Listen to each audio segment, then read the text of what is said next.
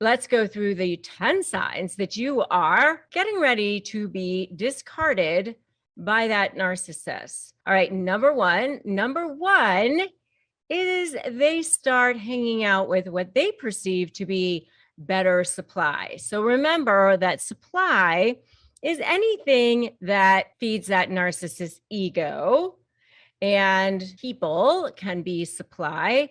People can, feed their ego, make them feel good, stroke them. You're so great. For those of you who are Seinfeld fans out there, I know it's kind of an old show at this point. Maybe I'm dating myself. I don't know. But I watched a lot of Seinfeld back in the day. And there was this, episode where they used to, there was this guy who would like tease Jerry about, love me, think I'm wonderful, whatever. And that's what I think of when I think of, the narcissist. And so they start hanging out with this better supply. And this new form of supply is going to love them more, think they're better, or in their mind, be more prestigious, get them where they want to go, be higher on the food chain in their mind. So maybe it's, younger, better looking, whatever it is, more money, who knows? But they start hanging out with better supply. That's number one. Number two is they start maybe ghosting you. That means they start not returning your phone calls, not returning your texts, not responding to you as quickly as they used to, not showing up when they're supposed to. You start seeing them less and less. They aren't, responding to you. They start ghosting you. That means that, you're not hearing back from them as frequently as you used to. That's number two. Number three is heightened gaslighting. That means that they are trying to make you think that you're crazy. So they're doing things to you, and then they're acting like they're not doing things to you, or they're saying things to you, or doing things that they're not supposed to. And when you're calling them out on their behavior, they act like it's not happening. For example, they may say, oh, I'm going away this weekend, or I'm doing something on this particular date. And you say, I didn't know about that. And they'll say, oh yeah, absolutely. We had a conversation about that. We discussed that. And you think, we never discussed that. Oh yeah, we had a whole conversation about that.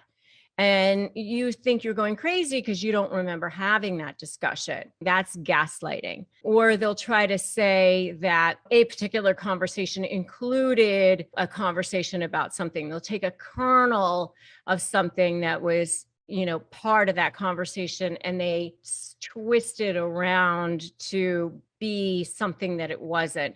That's gaslighting. And you start to see more and more and more of that during the discard phase. So that happens. Okay. So that's number three. Number four, definitely the birth of the smear campaign. And by the way, this can be happening months and months and months before the actual discard.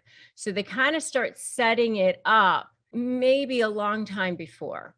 So for example, if you're in a romantic relationship, marriage or something like that, and they want to kind of set it up that they're going to be accusing you of being, an alcoholic or something like that, they may set it up where months before they'll say something to a neighbor like, geez, my wife or my husband, had too much to drink last night at this party. I'm so concerned for them. I'm just really concerned. They set it up as concern. And then when the actual divorce then happens months down the road, they can say, oh, see, I told you I had that concern so many months ago. And you see how they start to plant these seeds. They start to drop these little things down the road. So the birth of that smear campaign, they can start actually setting that up maybe months in advance. But if you do want to know more about how to shut down the narcissist smear campaign, I do have a whole video on this topic, which you can definitely check out if you'd like. So that was number 4. Number 5 is they start lining up their flying monkeys. So remember, their flying monkeys are those third parties that they want to have on their side, because they definitely want to have all these people on their side so that they can say that everybody else thinks this, you're the only one who thinks that. They want you to think that they've got all these people on their side that believe them and that, you know, are these better life that they're going to have, and everybody's with them, and you're the out person and they're the in ones, and they've got this crowd lined up against them. They have their army on their side. So that's definitely part of that discard phase as well, lining up their flying monkeys. Number 6 is that heightened, what I call projection and deflection, and lying and denying. So, you know, they've been doing this throughout the entire relationship anyway, but you start to see it on steroids. So they're acting like their narky selves, doing the things that they're doing, lying, denying, and then you're calling them out on their behavior. So it's projection and deflection, not taking responsibility for their actions. They're never to blame for anything. They're lying about everything. You know, you're trying to get them to take responsibility for things that they're doing, how they're treating you, or things that they're supposed to be doing and that they're not, or things that they did do that they weren't supposed to, whatever it is. And of course, there's never any responsibility taken on their part. So that's definitely something that you see. Number 7 is when the actual discard happens, when they actually realize that you are no longer for them, they're no longer for you, you're no longer going to be a source of supply for them, you will definitely become public enemy number 1. Because remember, for a narcissist, you're either for them or against them. It's very black and white. They live in a black and white world. Once you're no longer for them, it's definitely you become somebody that they need to go after. Remember that it's not just about winning for them, that it's also about making you miserable. And there's a whole lot of things you need to be ready to slay them in negotiations, strategy, leverage, anticipating, and focusing on you. I talk all about that in my slay methodology. So if you are so ready to slay, give me a slay in the comments. Give me a slay in the comments. All right. So that's number 7. Number 8 is they start withholding more so than they normally do. Withholding, hiding, being secretive, not telling you things, maybe hiding money. You know, there's all kinds of things going on that you're not going to know about. So that's number 8. Number 8 is withholding, hiding, secreting money, or withholding secrets, not telling you things. There's just all kinds of things going on that you're not going to know about. That's number 8. Number 9 is the blame game. It's your fault. It's always your fault. Everything is your fault. No matter what happens, it's your fault. Even if they didn't provide the things that they were supposed to provide, they didn't do the things they were supposed to do, whatever happens, it's always your fault. Don't take that on. Don't allow that. Just put up a shield. Don't let them lay the guilt thing on you. It's a new game in town over here. Okay? No. The answer is no. You don't take that on. That's number 9. Number 10, really important. Everything you do or say can and will be used against you. This definitely happens during the discard phase. Be super careful. Be super careful about anything you write, anything you put your hand to, anything you do or say, how you behave, whatever. It will definitely potentially be used against you, especially in negotiations. You have to be super hyper aware of that. They will try to trigger you. They will try to goad you. And so you have to be super careful about that. So, those are the 10 signs that you may be being discarded by a narcissist. Super important, especially when you're going to negotiate with a narcissist. Phrases, warning phrases that are a sign the narcissist is about to discard you. And by the way, if you want some good phrases to disarm the narc yourself, go to disarmthenarc.com and grab my free phrases for disarming narcissists as a gift to you. Just disarmthenarc.com. Just for a couple seconds about the different phases of a narcissistic relationship, just in case you're new to this whole thing. So they start off with love bombing, which is that whole, oh my God, you're my soulmate. I can't believe I've never met anybody like you before. You are the only one for me. You know, that whole thing, which has really nothing to do with love. It's all about manipulation, but that's the beginning of the whole thing. Love bombing, then you go into devaluing, then you go into discard. Devaluing is pretty quickly right after the love bomb phase, and then into the discard, which is what we're going to be talking about now. And then sometimes you see something what they call hoovering, which is when they're trying to suck you back in, sort of like hoovering the vacuum, where they try to come back after the discard. And sometimes it's even months, years down the road where you just get that ping in your direct message in your Instagram or your Facebook messaging or your text messaging or whatever. Oh, hey, how you doing? They just checking you out just to see if there's anything there, any potential possibility of coming back into your life. You thought you were done with them. That's the hoover. Okay. Or maybe it's during the discard phase. Sometimes I've seen that too. But nonetheless, the hoover is, after the discard. They try to worm their way back into your life.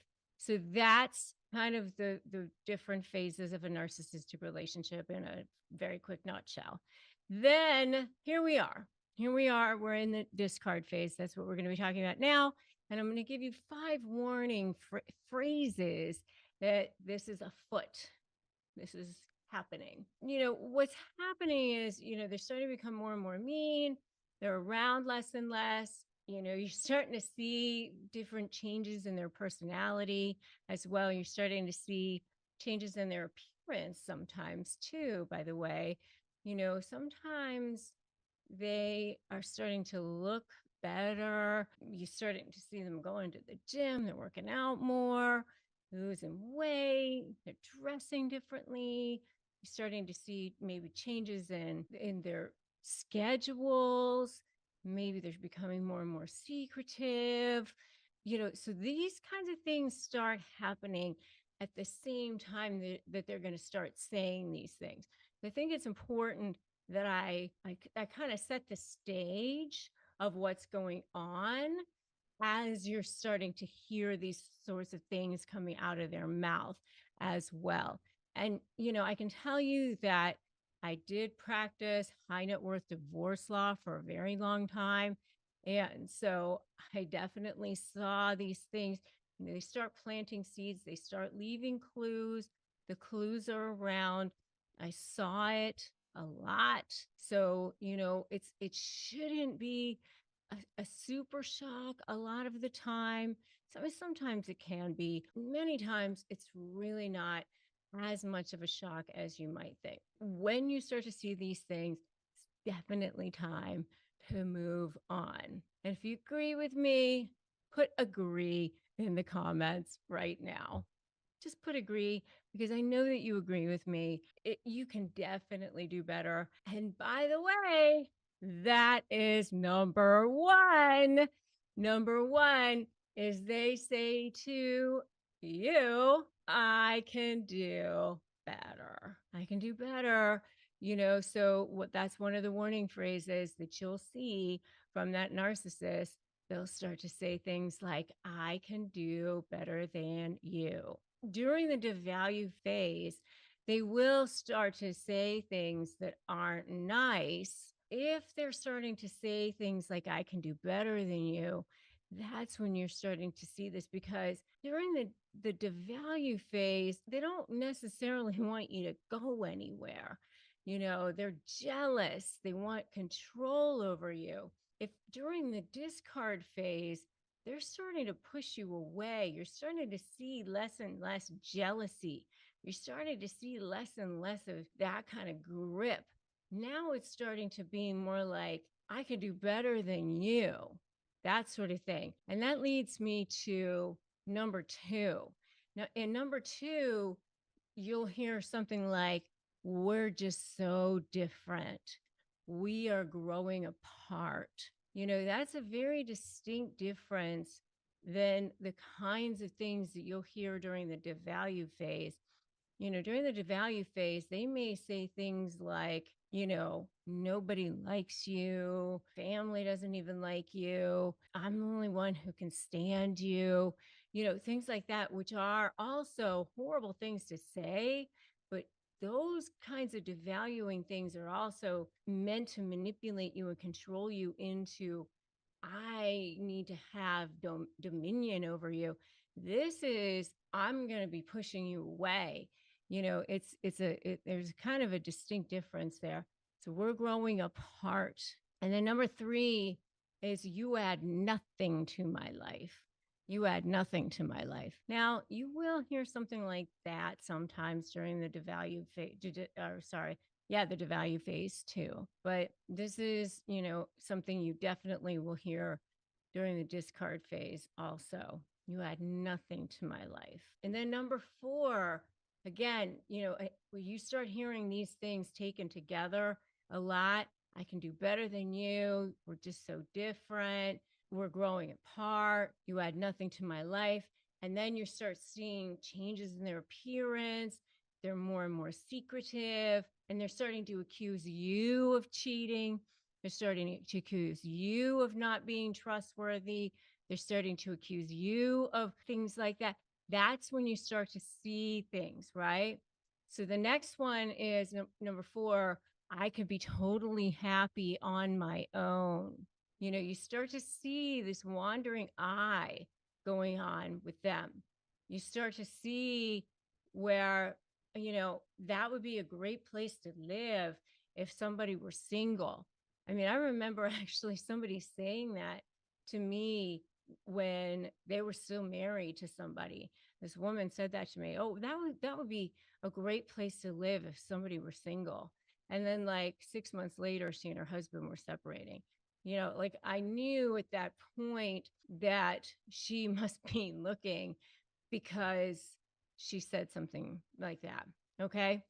I could be totally happy on my own. And number five is, again, something that people might hear if they're in the devalue phase as well. But again, taken together with everything else that I've been talking about here, it's definitely something that you hear during the discard phase as well, which is, everyone knows that you have problems. Everyone knows that you have problems. And again, these are also the types of things that they might be starting to say to other people as well. Because, especially covert narcissists, during the discard phase, they're going to start to line up flying monkeys.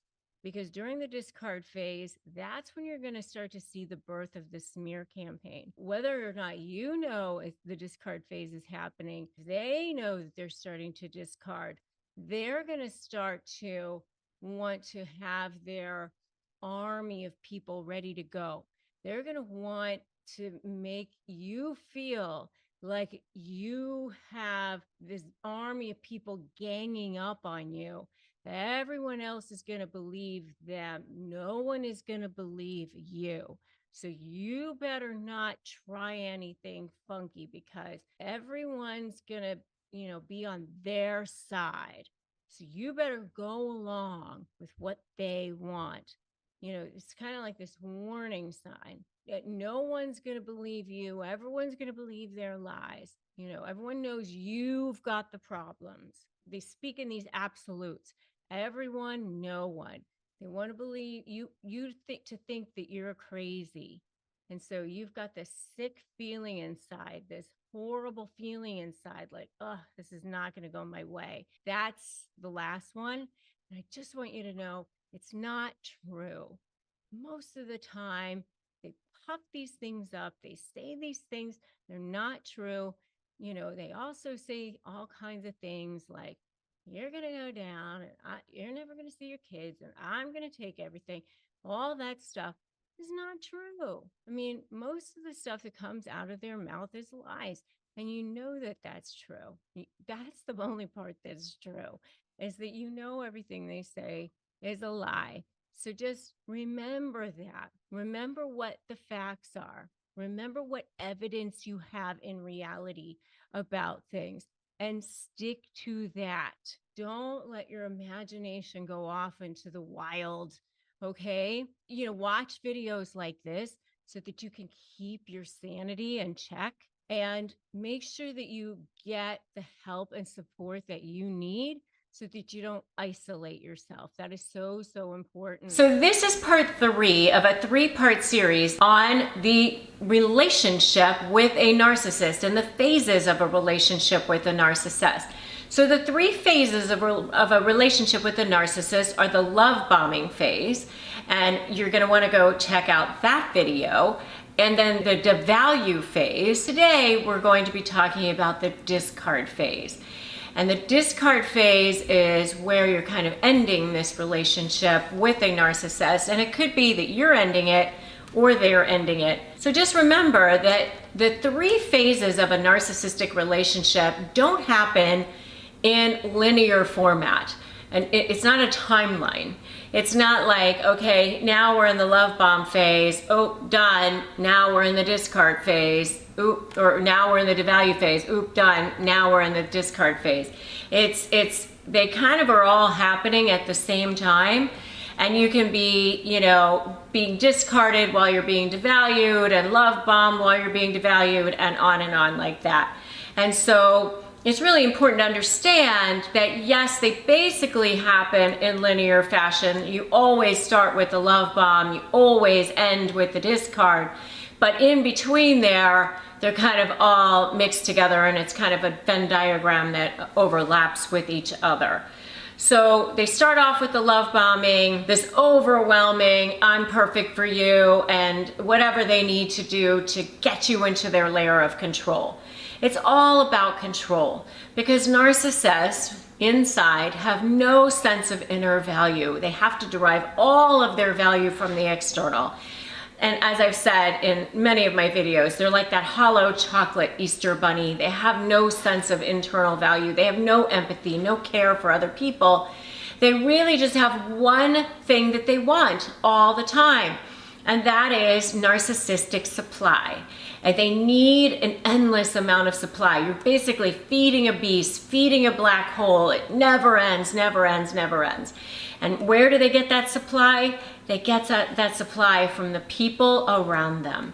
So they literally are sucking supply from people. And that's why sometimes they're called energy vampires, or sometimes they're called parasites or leeches, because they literally leave their supply source feeling completely drained. They're draining the life out of you. They're like vampires that are sucking blood from you, sucking the life force out of you. And how do they do that? Through this narcissistic supply. They need an endless amount of supply.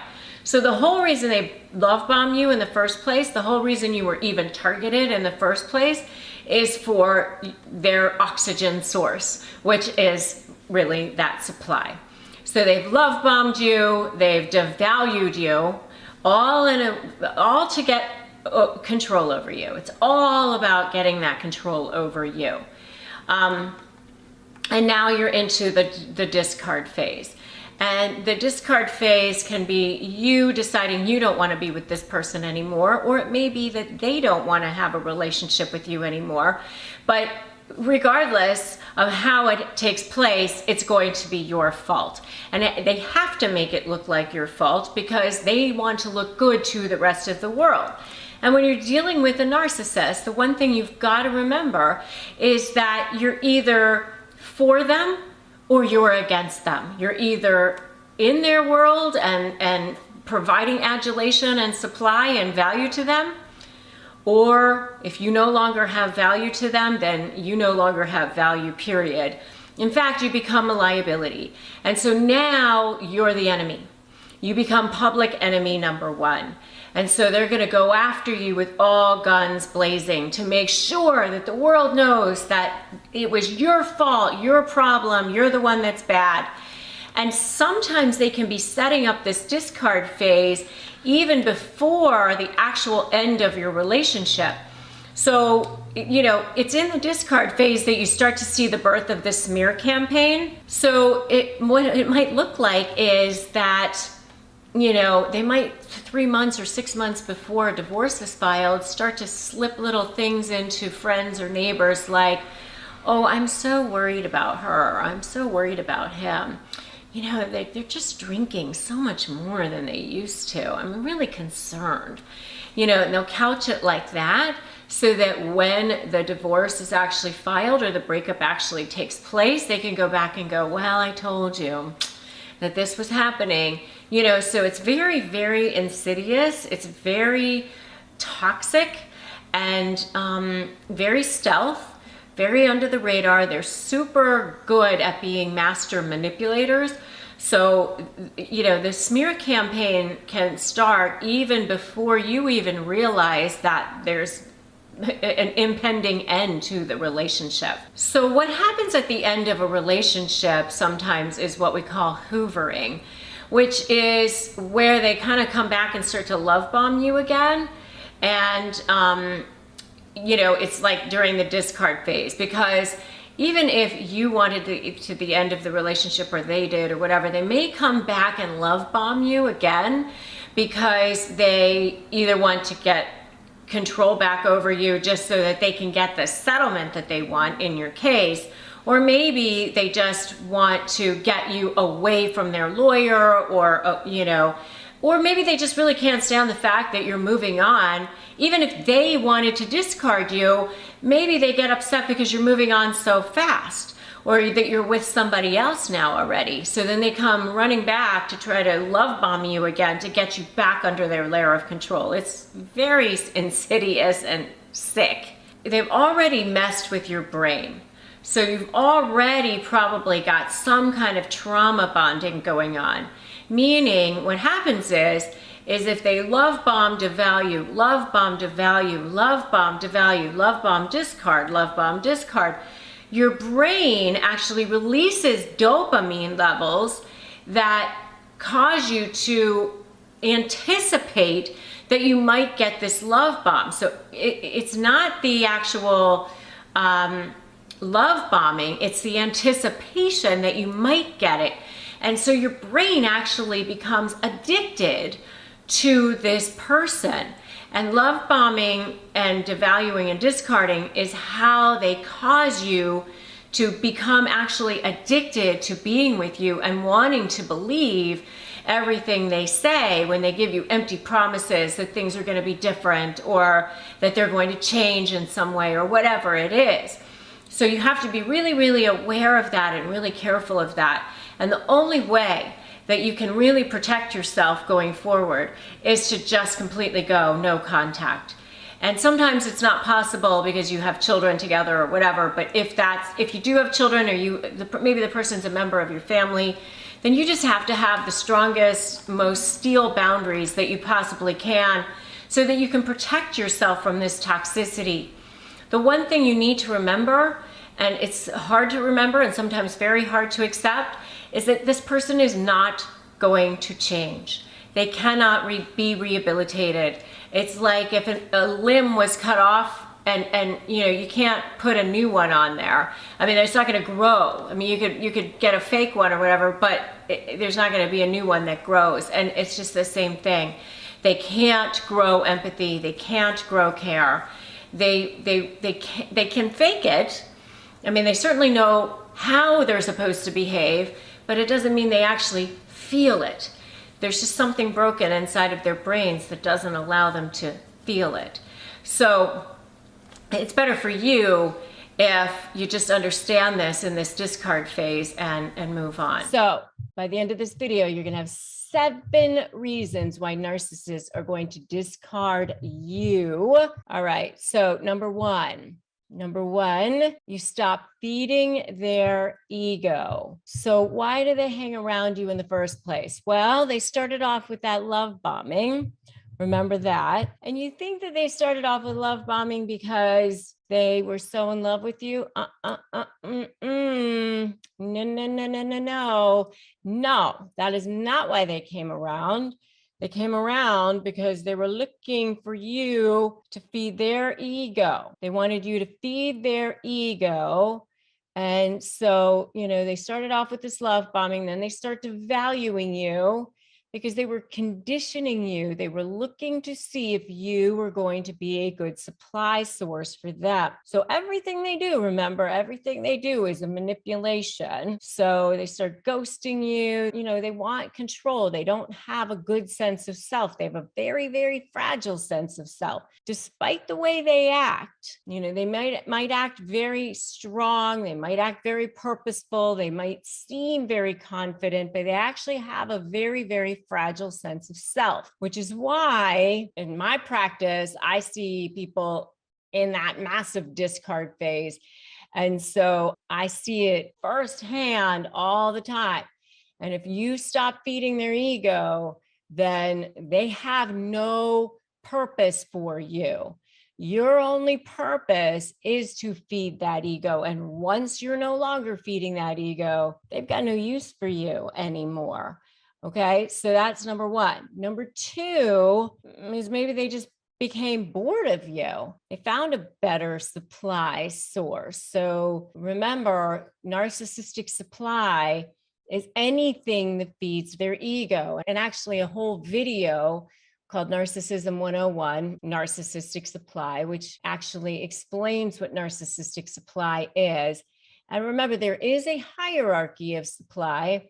There's like the best supply source, which is what I call diamond level supply, or that highest level of supply, which is the prestige, the big house, the cars, the big job, kind of what you see, the window dressing. It's what most people think of when they think of the good things, the compliments, right? And then there's what I call like the dark underbelly of narcissistic supply, which is not what the narcissist necessarily shows everybody, but it still gives them supply. It also feeds their ego, which is treating people like crap, controlling them or devaluing them in some way. That also does give them supply. It also does feed their ego.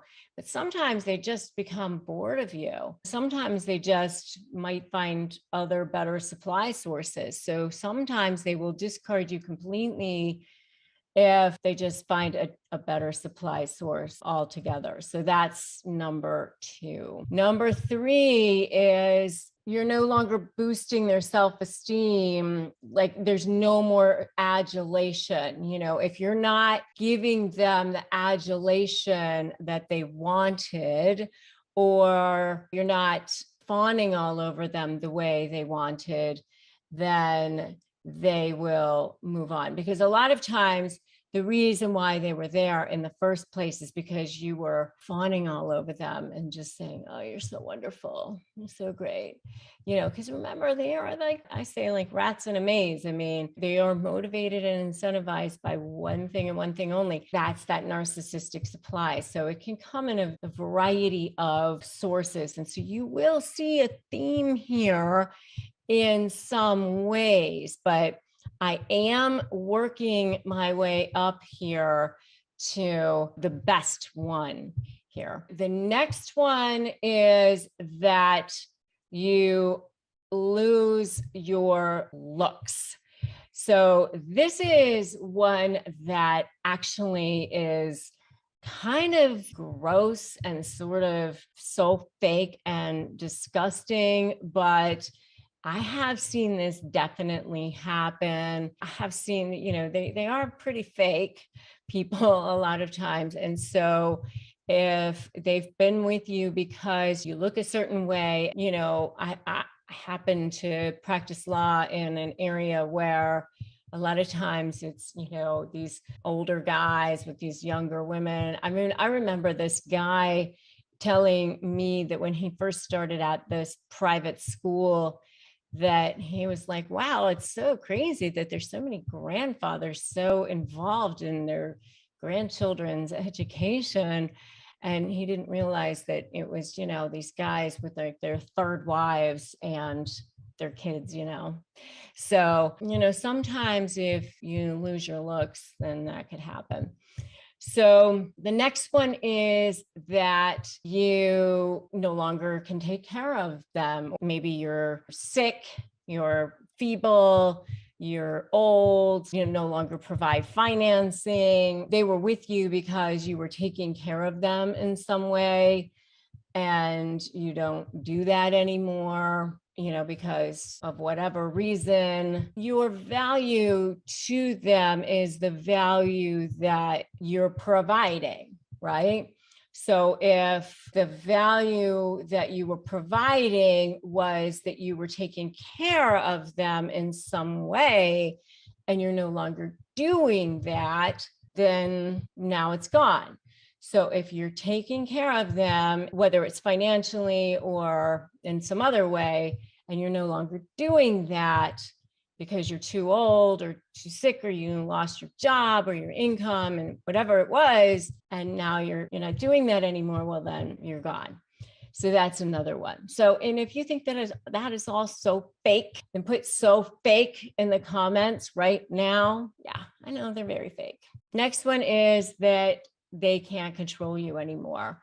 They realize that you've gotten too strong for them. And I've seen this happen a lot of times in divorces, where one party, when they got married, didn't have a good sense of self. Maybe they didn't have good self-esteem. And so they allowed themselves to be controlled by the other person quite a bit.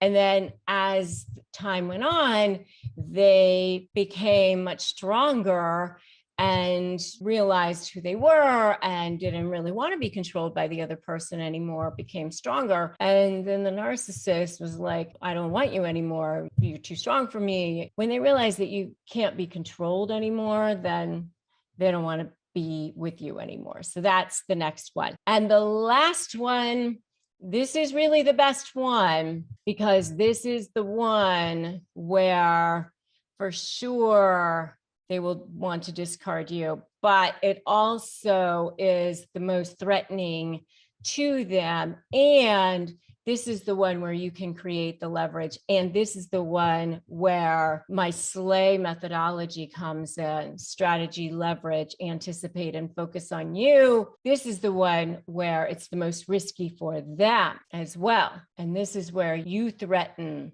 to expose them. Because when you threaten to expose them, then they don't like that. They want to discard you, but they also find that very risky. So they want to get rid of you because now you're threatening to expose them. But then on the other hand, they don't like that. So this is where their narcissistic rage might come flying out, and things might get kind of hairy for you. Top 10 things that narcissists say after they discard you. Number one, first thing that they do is that they say, my ex is crazy. My ex is crazy, right? All of them. This should be a red flag, by the way. This is something that they're going to say on the love bombing side to the next person, to their next source of supply. So if you are the next source of supply and you're listening to somebody talk, you're sitting at the bar, or you are at the baseball game, or you are somewhere and you're listening to this person and they're like, oh my God, my ex is crazy, la, la, la. Some people, their ex actually is crazy, but for a lot of people, when you hear this should be like a little red flag to you. Maybe a narcissist that's talking, because a lot of times you might find out that the ex isn't the one that's crazy. Maybe it's the one whose mouth is moving. My ex is crazy. My ex is delusional. Maybe they made them crazy. maybe they went crazy because of living with that person. Did you ever think about that? I mean, so think about that when you're dealing with them. One of the very first things that you might hear a narcissist say is, my ex is crazy. They'll definitely say everyone else said, or no one else said, or everyone else believes me, no one else believed her or him. You know, when you start hearing superlatives like that too, that's also a big sign. But, you know, they definitely start talking in those kinds of terms. And by the way, as an attorney, I can tell you that before the word narcissist was ever around, it always was the ex was crazy or controlling. Those were the words that we always heard. So ex is crazy, X is controlling. Those are definitely trigger words. They should be red flag words for you to know that you may be dealing with a narcissist. Top 10 things narcissists say after the discard. Number 1, my ex is crazy. Number 2 is, I tried. I gave them everything. I was perfect. I can't believe that, you know, they're talking about me like that. I was the model person. I was the picture perfect person who was taking care of everything. I handled it all. I took all of their abuse. I never talked back to them. I was always calm. I was always rational. I was the one who was the voice of reason. They were the one who was the crazy person. I gave them everything. I took care of them. I poured my heart and soul into it. You know, so that's number 2. I tried. I gave them everything. I was the one who did everything perfectly. In other words, they set it up to make it look like they were the martyr. There was nothing that they did wrong in that relationship. So anything that the ex might say about them is basically a lie. So if the ex says that they were abusive, if the ex says that they smoked pot, if the ex says that they were a liar, if the ex says that they were, you know, emotionally abusive in any way, whatever it is that the ex says, that's a lie. They were wonderful. They were a model of whatever a spouse should be. They and gave it all. And the other spouse just didn't appreciate them, didn't acknowledge, didn't, you know, understand all of those things. The next thing that a narcissist will say after they discard you is that you'll never find anybody as good as them. So they'll either say this to you directly, or that they'll say this to other people, or they'll certainly think it. You know, you'll never find anybody as good as me. You'll never have anybody love you as much as I did. You'll never have anybody be your biggest fan. I was always your biggest fan. You know, meanwhile, they were degrading you on a regular basis. They treated you horribly the entire time, putting you down. Oh, I supported every single thing you ever wanted to do. I was such a fan of all of your endeavors. I really wanted you to succeed. And you're thinking, who was that? Huh? What? But they really do believe, I think they're lies sometimes, but you know, they'll never find anybody as good as me, never find anybody who loves you as much, you know, those kinds of things. That's number 3. Top 10 things narcissists say after the discard. Number 4 is that they'll say, I'm way happier now. Oh, it was just so horrible living with this person. I'm so much happier. I'm so much more at peace. I couldn't take it anymore living with this person. It was just a nightmare. But now I'm free finally. I can't believe that I stayed as long as I did. And so much better off now without that person. So you'll hear a narcissist say those kinds of things, especially if they hear you say those kinds of things, because they will mirror the kinds of things they hear you saying as well. So if they hear you saying things like, I'm much happier now, I'm much more at peace, that person's a narcissist, they will definitely be saying those kinds of things as well. Number 5 is they will say, well, I would have stayed, but you changed. You're the one that changed. I didn't change. Unfortunately, I had to leave because you used to be better than you were, but you changed into a monster. You changed into a horrible person. It's all your fault. And so I had to leave because you changed. Had you not gotten so much worse, then I would have been able to stay. But because you got so much worse, I had to leave. Of course, you do see the theme here.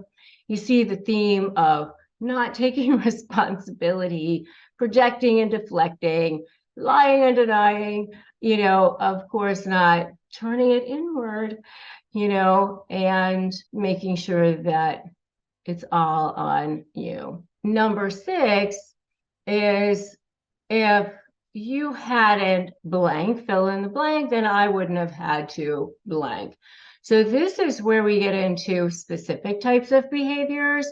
So such as, like if you hadn't stopped sleeping with me, then I wouldn't have had to cheat on you. If you hadn't gained weight, then I wouldn't have had to cheat on you. If you hadn't turned into such a bitch, then I wouldn't have had to cheat on you. If you hadn't been working so much, then I wouldn't have had to cheat, whatever. I mean, they will come up with whatever their agenda is to justify whatever behavior they want to justify. So, if you wouldn't have shut off on me emotionally, then I wouldn't have had to do the things that I did. So they will fit their agenda in however way they want to. So that's number 6. Number 7 is perhaps one of the most painful, and that is, I never loved the person. In some ways, this is probably one of the most truthful, even though it's the most painful, because, with a narcissist, you don't want to have to hear that they never loved you, or, that they never cared about you. But they probably did love you in their way. It's just that they don't have the capacity to love you in the way that you deserve to be loved, or need to be loved, or should be loved. And that's the truth. And if you agree with me, put truth in the comments, because you deserve to have somebody who loves you for you. But you have to feel whole. You have to feel complete. You have to feel that self-love for yourself and know in your heart that you deserve that love. And what narcissists do is they zero in on people who have wounds that need to be healed, people who know that they'll pour themselves completely into them before they give up themselves first, so they put the narcissist before themselves, and that's not necessarily a good thing. All right, so 3 more to go. Top 3 left. Can you guess what they're going to be? got to stick around to find out what they're going to be. Number eight is they ruined me. They ruined me. So, like, if they don't have any money left, and especially this one, because, they probably didn't have any money to begin with, or, maybe they got fired from a job or something. It's all their own fault, their own doing, but they love to play the victim and they love to blame everything on everybody else. So they'll blame it on you because it makes it easier, especially if they know that they don't have to have accountability and they know that, whoever it is that they're saying these things to, they're hoping they're never going to come back to, you and actually find out what the truth is. So they'll say, oh, that person ruined me. So, they can smear you because, and during this whole discard phase is the birth of the smear campaign. And so this is really what it is. They're just smearing you. It's a big fat smear. And number 9 is they ruined my relationships. So if they don't have good relationships with their children, or they don't have good relationships with their family, or they don't have good relationships at work or their friends, they just blame it all on you. It's all a big, huge smear. So that's number 9. And number 10, can you guess what number 10 is? Top 10 things narcissists say after they discard you?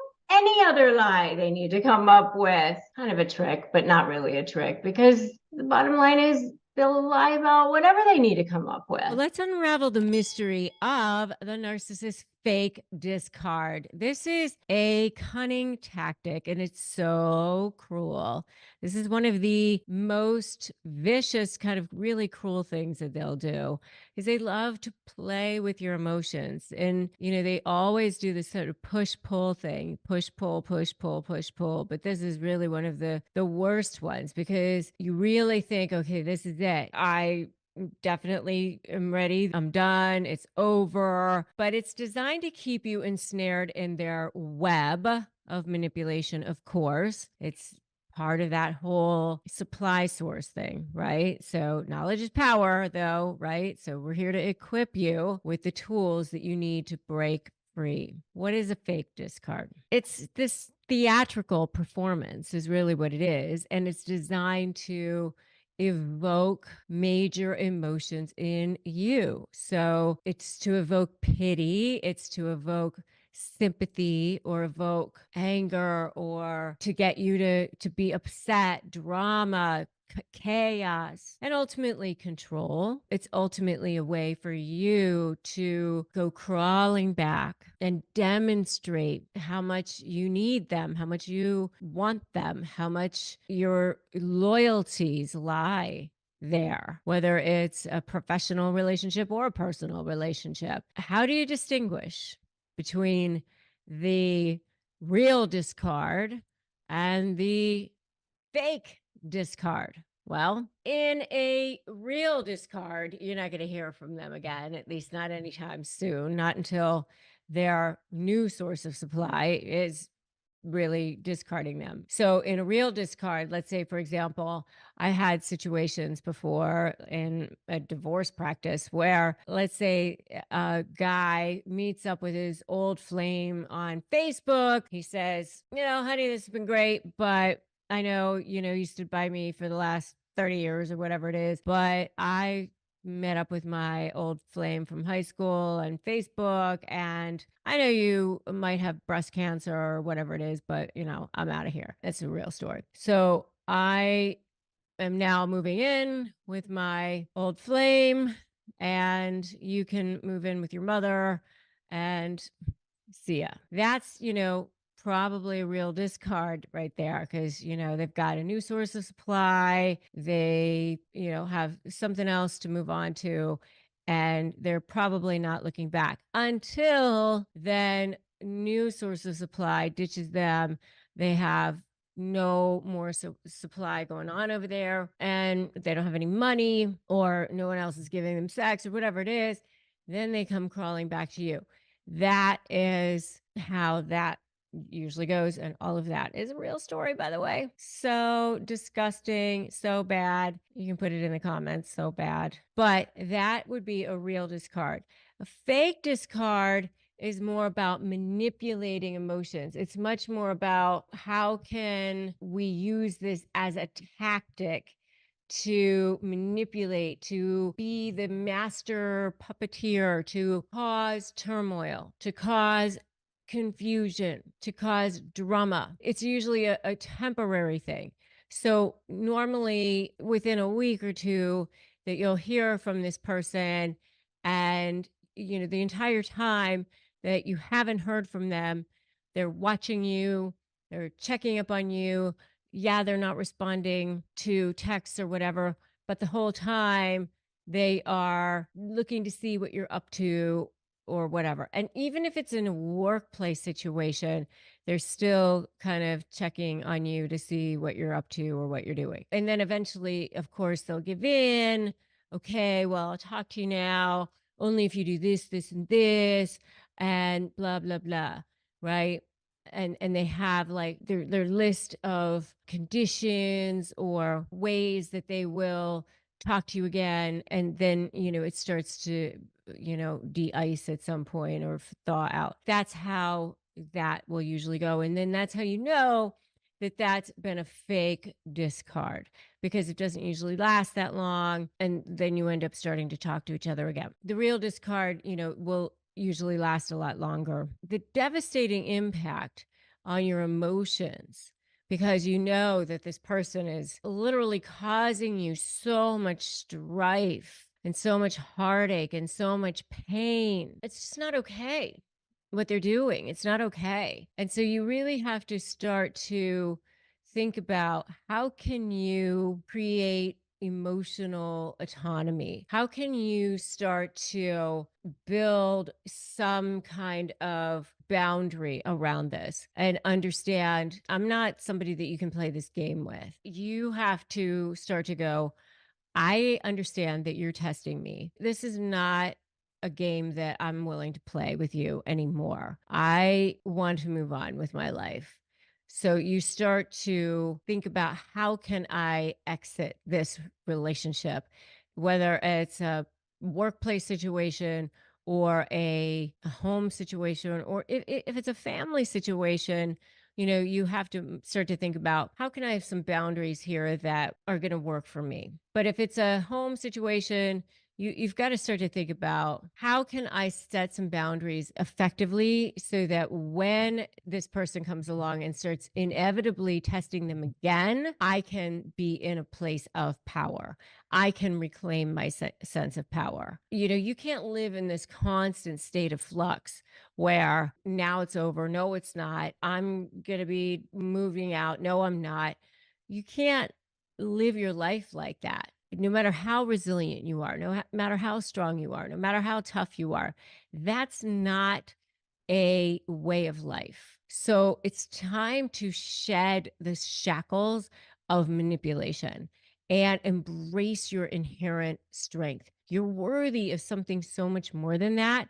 You're worthy of something so much more respectful than that. I want you to, right now, think about what it is that you really want for yourself and your life. It's not something where you're just optional all the time, where you're just, you know what? Yeah, now I want you. Nah, no, I don't. Like you're just food that, you're just being served in the restaurant. And you know what? I'm just gonna send it back. You're not that. You're not the optional thing at the restaurant. Because I've seen this happen so many times, especially during the divorce process. We've been in the middle of negotiations, and all of the sudden, here they come. After the discard, where are they? They're in your face. It could even be after the papers have been signed, and what are they doing? And I want you guys to remember this.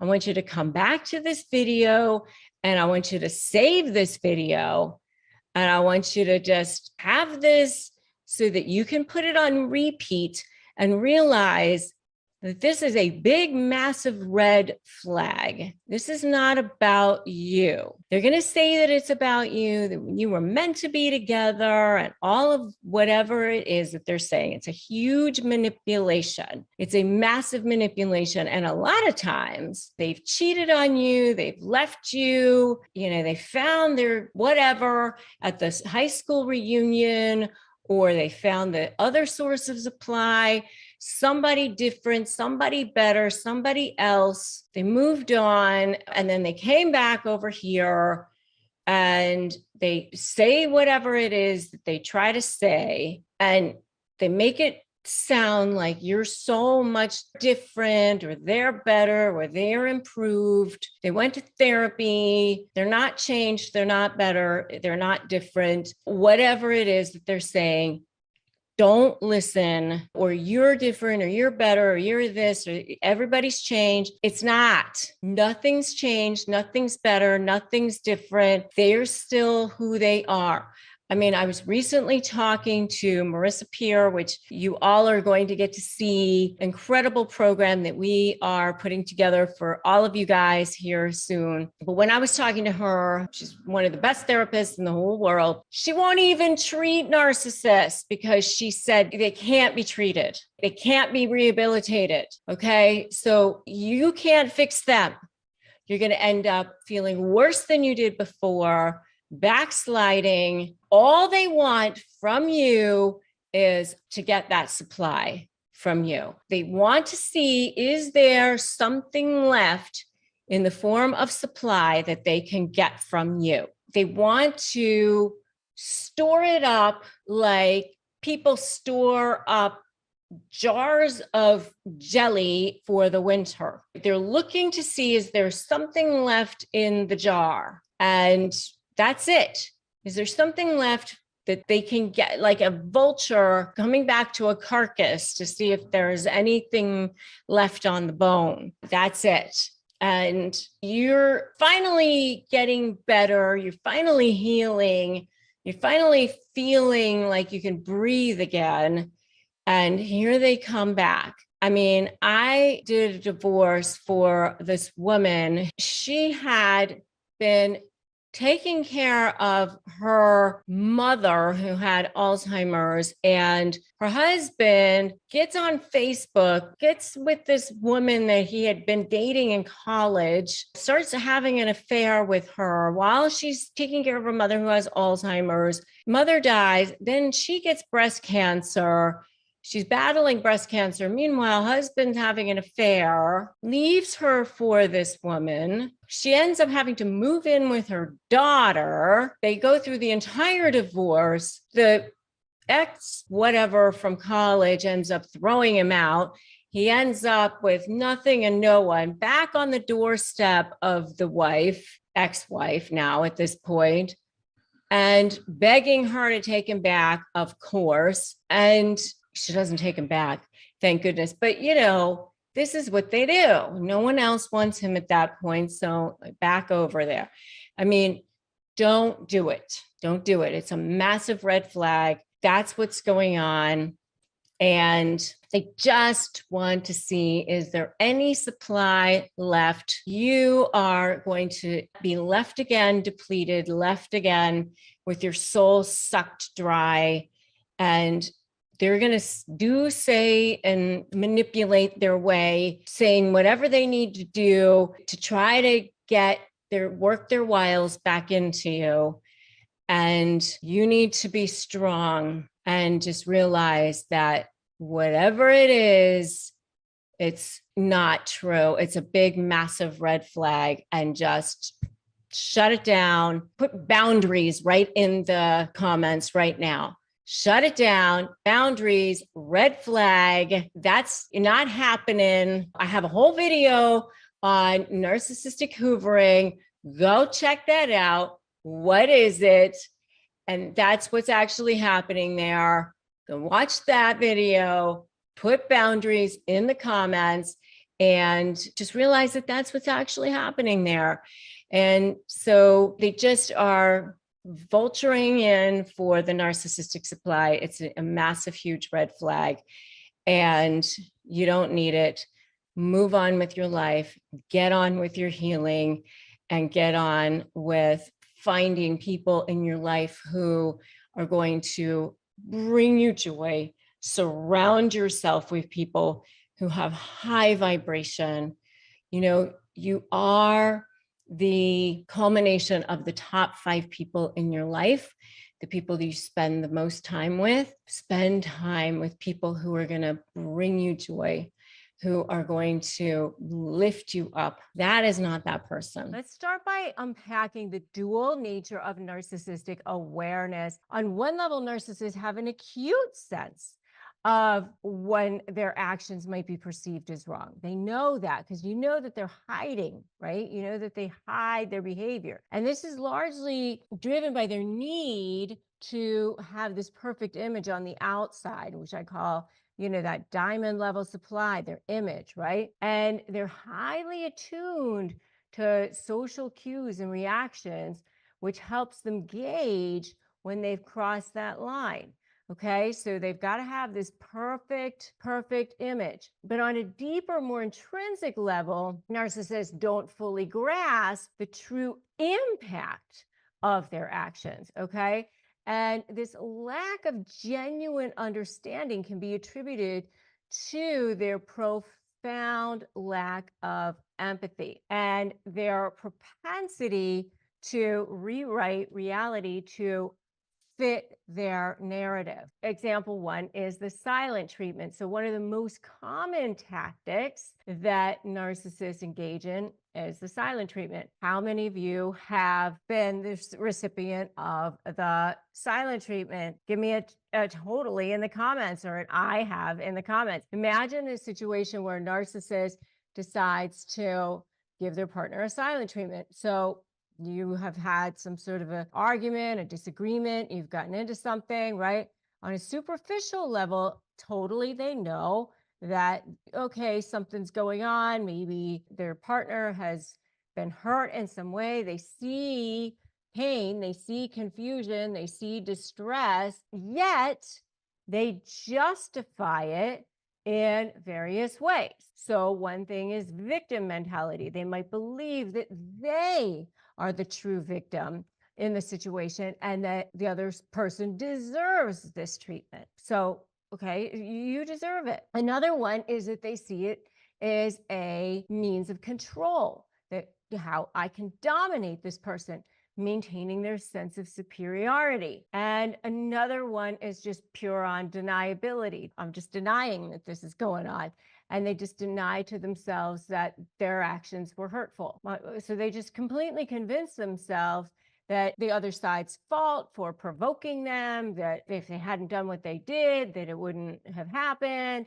And so therefore they're justified in their behavior. And so despite recognizing that the other side is experiencing some sort of a negative something going on over there, they just don't internalize this knowledge as doing something bad because it just doesn't fit with their self-image of being infallible. Another example is gaslighting. So gaslighting is another way, okay, they know but don't know that they've done something bad. So they engage in this manipulative tactic. So for those of you who don't know what gaslighting is, when they distort reality to make the other side think that they're crazy. You're saying the sky's blue, it's very clearly blue, but they're like, nope, it's green, it's definitely green, right? And you're like, okay, I'm definitely going crazy. So they're trying to make their victim doubt their own perceptions and reality and their own sanity. One way is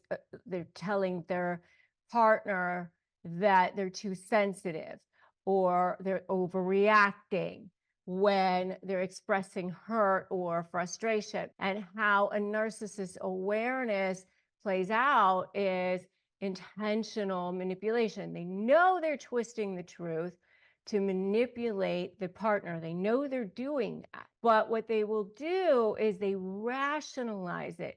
They justify their actions by believing they're just correcting their partner's flawed perceptions. So they justify themselves that their partner needs that correction because they're being too emotional or they're being irrational. So while they're aware that they're manipulating reality, they don't see it as wrong because in their mind they have to do it. They need to. They have to do it in order to maintain control, or it serves their purpose in some way. And so somehow in their warped sense of reality, though it is, it's justified. Like, if you're with me so far, if you're with me so far, say I'm with you, I get it. And it's totally warped, but so they know they're wrong, but they don't know when they've done something bad. So here's another way. Public humiliation. Public humiliation is a horrible thing. So they do this, they use this to assert their dominance. So they ridicule somebody like a coworker during a meeting for making a mistake. They're aware that they've done this. They recognize that it's harmful, and they see that this person is embarrassed. They see this person might be humiliated, and they see discomfort. Their actions caused this, but they perceive that it's justified because they're putting this person in their place in some way. And so they just kind of deflect it and claim that they're just being honest or providing necessary feedback. And they recognize that their behavior caused harm. They don't internalize this, even though it caused harm, because it aligns with their need to maintain control, or their need to go, well, this person needs to be corrected in some way. It's a learning lesson for them. And so in their mind, it's, I'm doing what needs to be done. Another one is withholding affection. It's a subtle but impactful tactic that they use. So they withhold affection, they withhold approval. They suddenly become cold, they suddenly become distant toward a partner or person without any explanation. And so all of a sudden you're like, where are you?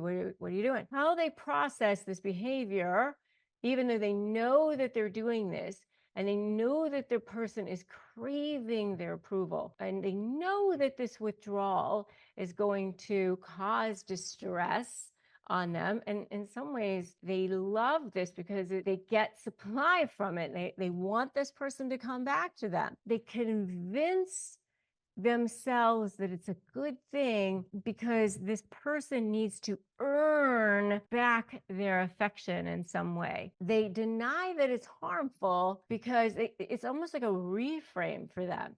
They kind of reframe it as maybe they did something to them, or it's something that needed to be done.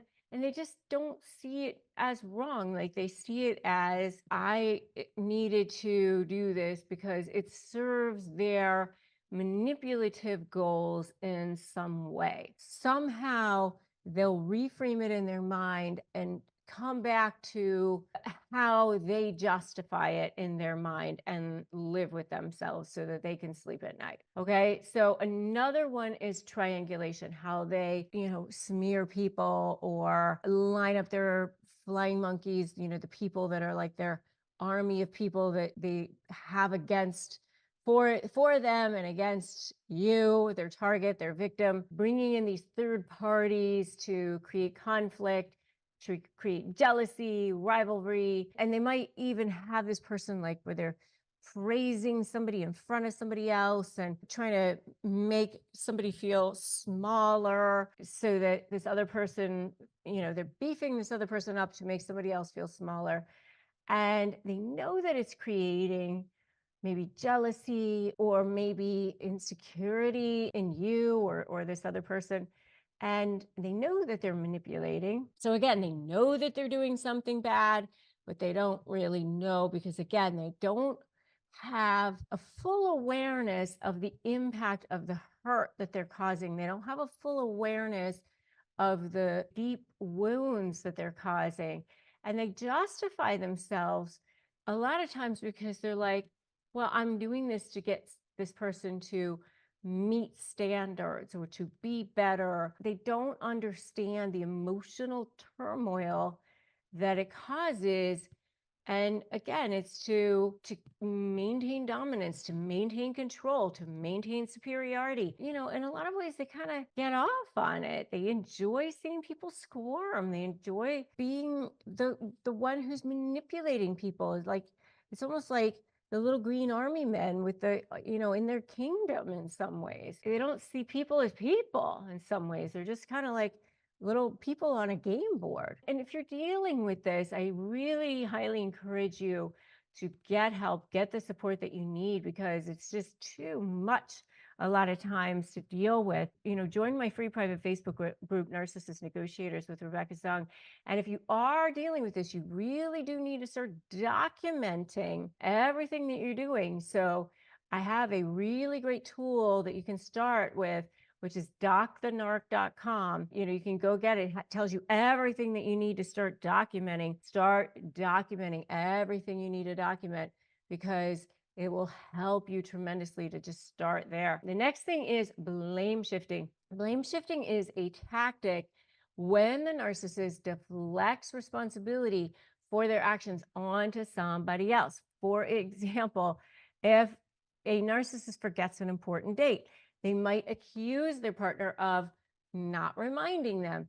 Their awareness is recognition of fault. Like they know they're at fault, but refuse to accept responsibility. Defense justification. They rationalize their partner should have reminded them. So they shift the blame onto the partner, and then they deny that they're the problem. Okay. They want the other person to be the one who takes responsibility. It's not me, not I. I always say, not I, said the redhead, right? Again, I would say projection and deflection, lying and denying. That's their MO all the time. Time for you to spot narcissists in less than a minute flat. So what I'm going to do is I'm going to give you the signs that you are dealing with a narcissist. The first one is that they need to be the center of attention. Now, there's a number of different ways that they can show up as being the center of attention. It's not always, hey, look at me, I'm the best, I'm the brightest, you know, boasting, bragging. I used to think that that was how they always showed up. I was wrong. Believe me, when I was dealing with a covert narcissist, which was a female business partner that I had, and I've been dealing with narcissists for a long time, but it wasn't until I was a target of one that I really realized this and really started to be on this mission to help you. And that's when I started this YouTube channel, that I really realized how horrible and heinous narcissists could be. They can show up as wanting the center of attention by presenting themselves as the victim, as poor me. Oh, life is so awful. And, you know, and then they manipulate people in that way. And that's actually way more toxic than the look how great I am type of narcissist. The type that shows themselves to be a, oh, this person wronged me, or, you know, I can never get my way, or the type that guilts people into doing things. They're actually, I think, far worse, far stealthier, really a smarter type of narcissist. I don't want to say smarter, but a savvier type of narcissist than the boasting one that everybody kind of knows and can spot more readily. So you got to be very careful about that other type of narcissist that also wants that attention and has that need to be that center of attention, but goes about it in a different type of way. So you can spot them right away as well, but they're going about trying to be the center of attention in a different way. They're presenting themselves as the victim. But again, they have this need to constantly be the center of attention. They're just putting themselves as the center of attention in a different way. They can also put themselves as the center of attention by immediately putting themselves the center of a crisis. Somebody is sick. Somebody is hurt. You know, they know to put themselves there right away. But you got to look to see, is this person only showing up if there's sort of like a photo op or the right people are watching, like, they're not necessarily helping if the right people aren't watching. That's the kind of thing that I've noticed about covert narcissists as well. They have this need to be the center of attention. Are they not helping the people in the hospital or the cancer patient or whatever if they don't think they're going to get credit for it? That sort of thing. I know that sounds horrible, but that's what really happens with these narcissists. Okay. So that's number one. And by the way, if you are negotiating with a narcissist in any sort of situation and you're trying to figure out how to do it and you're not really sure what to do, I do have a free Crush My Negotiation prep worksheet, which you can get at crushmydeal.com. And I encourage you to get it. It's a free ebook, crushmydeal.com. The second thing that you can do, that you can spot, the second way that you can spot a narcissist is, they're always going to be presenting as super charming, super persuasive, especially when they want to get something. They really know how to mirror you. They know how to look the part of charming, persuasive. They're usually well-groomed, good-looking, well-spoken, and they usually know how to read whoever it is that they want to get something from, especially at the beginning of a relationship. They definitely know how to turn that on. But even as the relationship goes on, as that bloom is coming off the rose, if you're starting to come on to them and you're starting to realize, oh, you know what, maybe I don't even want to be in this relationship anymore, they start to go, oh, well, let me snap this person back into my life.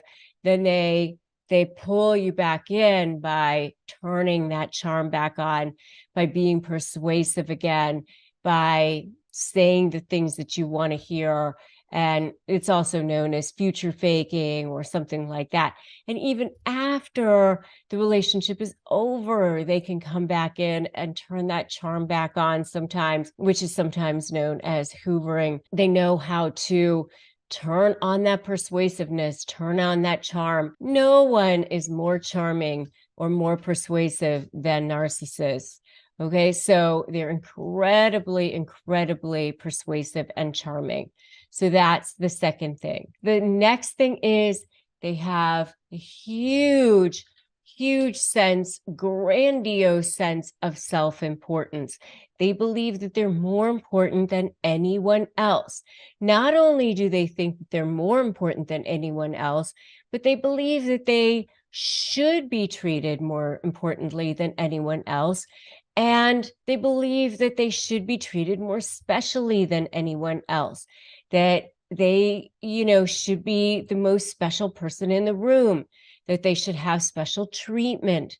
And so, this is the person who will go into restaurants and expect the best table or expect the best treatment or expect the best special menu, send the steak back if it's not prepared in exactly the right way. I know for me, like I have been in situations where my husband and I have been with people who, they send food back. I'm not talking about small things, but I'm talking about where they have mistreated wait staff and been talking down to wait staff and treated people in a horrible, horrible way. And I'm telling you, it is embarrassing. I was with another family one time where the wife actually got up and left and demanded that their entire family all leave too, just because water wasn't brought to the table exactly when she wanted it and the way she wanted it, and tried to stiff the family on the wait staff on a bill, and then ended up not tipping the wait staff. I mean, it was horrible and it was horribly embarrassing. But, this is the kind of thing that they do. They expect special treatment. They expect to be treated uniquely. They expect to be, catered upon, that sort of thing. And if they're not, then they take this as actual criticism sometimes, and they are extremely sensitive to criticism. So that's the next one. The next one is that they are extremely sensitive to criticism, overly sensitive to criticism, and they cannot handle being disagreed with in any way, shape, or form. Even if you're not disagreeing with them, sometimes you are actually just having your own opinion about something. But if they see this as you disagreeing with them, then it becomes this massive, huge fight. It can be embarrassing at dinner tables. It can be embarrassing at parties. And, they can actually cause issues at holidays, issues at birthdays, family parties, family reunions, even if you didn't even mean anything. They're very, very easily slighted. You can be saying, I wasn't even saying anything about you. You can be saying, let's just agree to disagree. I was not even looking your direction. But a lot of times they can't handle that. This is where you see incidents of road rage or whatever, because you see these people who are highly, highly sensitive. And what's going on is that narcissistic injury is being triggered. It causes this narcissistic rage to come flying out. And there it is, right? And so if you see that, you've spotted a narcissist. You've spotted that narcissist in 1 minute or less, right? And this is one of those signs that you are dealing with a narcissist. So we are heading down through the list, and we still have many more signs that you are dealing with a narcissist. Okay, the next one is that they need constant admiration and affirmations from others. It's like you can't say anything nice about anyone else, by the way. Like if you could say something nice about the dog. Oh, the dog did a good job today in pet school. Did I do a good job? Did I do a good job today? Like they want constant affirmations, constant admiration. What about me? Did I do a good job? You have to constantly be feeding that ego, that black hole that's going on inside of them. It's exhausting, quite frankly, to be around these people, because you have to almost be constantly be thinking about their ego and how are they going to be taking things and how are they going to be handling it if you do this or if you do that. And this is what you mean about this walking on eggshell thing, because if I talk to this person, how are they going to perceive this? Or if I show up in this car, how are they going to perceive that? Every single thing is going to have to be filtered through. How is this person going to be perceiving this? Because you have to be constantly thinking about this person's ego, right? But their need for affirmations and admiration is just constant. I remember one time I actually interviewed a secretary for a legal position, a legal secretary, and she flat out told me in the interview, I need lots of admiration. I need lots of words of affirmation. And I remember thinking, oh, thank you for telling me straight up front, because I don't want to have to be like on the hook for thinking about this all the time. Not that I don't give lots of praise to people, but I was like concerned that what if I don't give enough? And this woman was going to be thinking that I wasn't giving enough. And it was like too much pressure for me. So I didn't end up hiring her just for that reason. Okay, so the next one is they're often manipulative, using, exploiting, they take advantage of others. They want to use people. They're opportunists. These people see relationships as transactional. If I do something for you, what are you going to do for me? I'm not doing anything for you unless you're going to do something for me. It's just everything is back and forth. It's a using type of a relationship. I'm going to use you for whatever I can get out of you. And I'm assuming you're using me too. I'm manipulating you. You're going to manipulate me. It's a very mistrusting, distrusting type of world. And that's how they are in this world, right? It's difficult to be in a relationship with them. And they lack empathy. They don't actually really care about people because they're just constantly in this scarcity mode. I don't have enough to give. And so I can't care about you because I'm in survival mode all the time. I don't have enough to think about. It's like this pain. It's like if I'm starving, I can't think about you. So that's why they don't have any empathy. This is what it is that you're dealing with when you're dealing with a narcissist. And they're jealous. They're jealous all the time because of that. They feel like everybody else has more. And so they're in this world of envy constantly and looking to see if somebody else has more than they do. And if they do, then they're jealous of that, because they believe that they should be better than everyone else, right? And if you've seen any of these so far, give me a totally in the comments. Just write totally in the comments. I know that you guys have. The last few that I have are that they are arrogant. They can be very, very arrogant, extremely haughty, very difficult to deal with. Oftentimes they can be impulsive. They don't think about what it is that they're doing because all they can think about is right in front of their face. So what happens is that the people around them end up having to clean up their messes. You end up being the responsible ones because they're just thinking about right in front of their face and they don't think about long-term issues, long-term problems. And so they end up being very, very irresponsible types of people. And they're preoccupied with these fantasies of success and these fantasies of what's going to happen and power and brilliance or beauty or ideal love a lot of times.